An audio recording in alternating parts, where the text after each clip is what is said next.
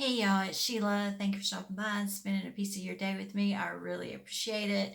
I just filmed another video. It's some things I'm loving in that household gadget that I talked to you about in the last video. That'll probably go up um, one night next week, and it'll probably have to be a premiere because I talked about so many things. It got a little long. It got away from me. It got away from me. What am I talking about today? I have fallen in love once again with mineral powder foundation. I know. I'll be 58 this year, and all the makeup artists, well, a lot of the makeup artists you watch and a lot of the tutorials from people on YouTube say, oh, mature skin can't wear a mineral powder. It hangs, it creases, it does this, it does that, it ages you, and it makes you look dry and powdery. You know, I do not have a perfect face. Y'all can look at me and tell that. You can see my marionette lines, my sagging jawline, but I don't think it makes me look dry and powdery, and I don't think it ages me. Today I'm wearing Bare Minerals in Neutral Ivory. Yesterday I wore Laura Mercier and I believe Real Sand, and that's going away. I have a backup that I got at the CCO when we had our beach trip this summer, and Marlene Fab and Glam and her husband Wayne, and Monica's Lifestyle and Beauty and her husband Jay met us at the beach. The CCO still had quite a few. So Laura Mercier has come out with a compact powder foundation, but I haven't worn just powder in a while, and my skin has improved. The redness has improved so much, and I think that's from the CBD serum that I'm using. And I just decided the other day I'm gonna try a powder foundation. I do have Estee Lauder Pebble around my eyes and on top of my eyelids. That's the only place I have a liquid foundation. I did that in place of a concealer. I don't like putting the mineral powder foundations right under my eyes. That's where it does make me look more wrinkly. But I don't think I look dry and cakey. I don't think I look dull and lifeless. And I love my mineral powder foundations. I do. I don't apply them the way they say.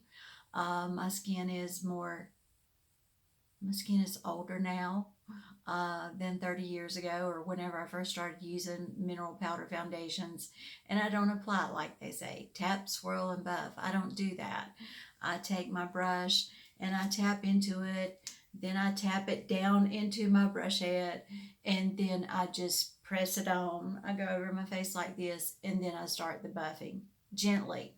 I buff gently, and it brings out a sheen. It's not a, it's not a glittery kind of sheen, but I've really enjoyed using mineral powder foundations again. And you have to use what works for you.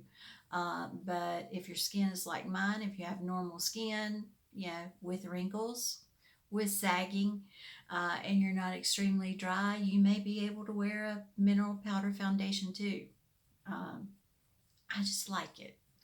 And I like the way it looks on my skin. Do I look the best I've ever looked? No, no. But I like the finish it gives me.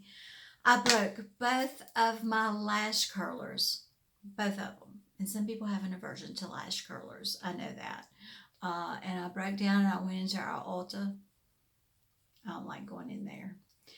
And they had two kinds of lash curlers. I broke a Tweezer Man lash curler I've used for several years and a Shiseido lash curler. And I wanted another Shiseido lash curler. And they didn't have any. They just had Tweezer Man and Ulta Beauty brand. And I got another Tweezer Man. I need one that's more rounded to do my lashes.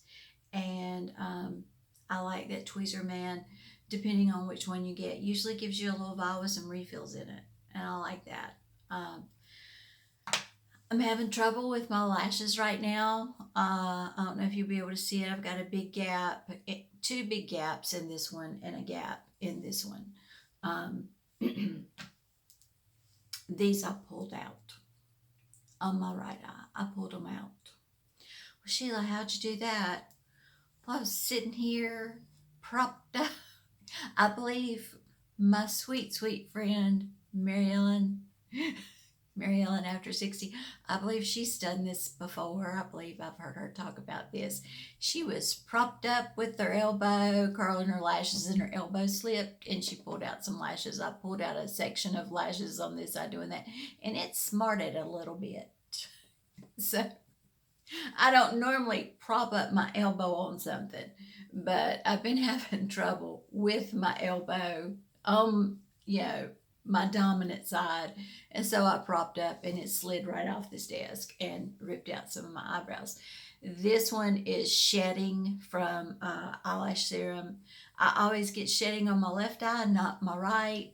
I've talked to Monica and Marlene, trying to figure out why it's only my left eye.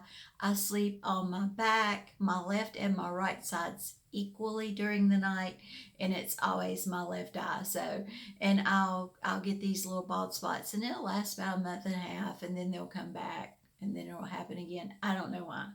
I don't know why. This is also the eye that I lost more lashes and more of the tail of my brow when I started on the breast cancer medication that I cannot take. I did have a heavier fallout on the tail of this brow and these lashes. I lost some lashes and some tail of the brow over here, but not as much as this side. It may be something's just changed with my body since breast cancer. I don't know.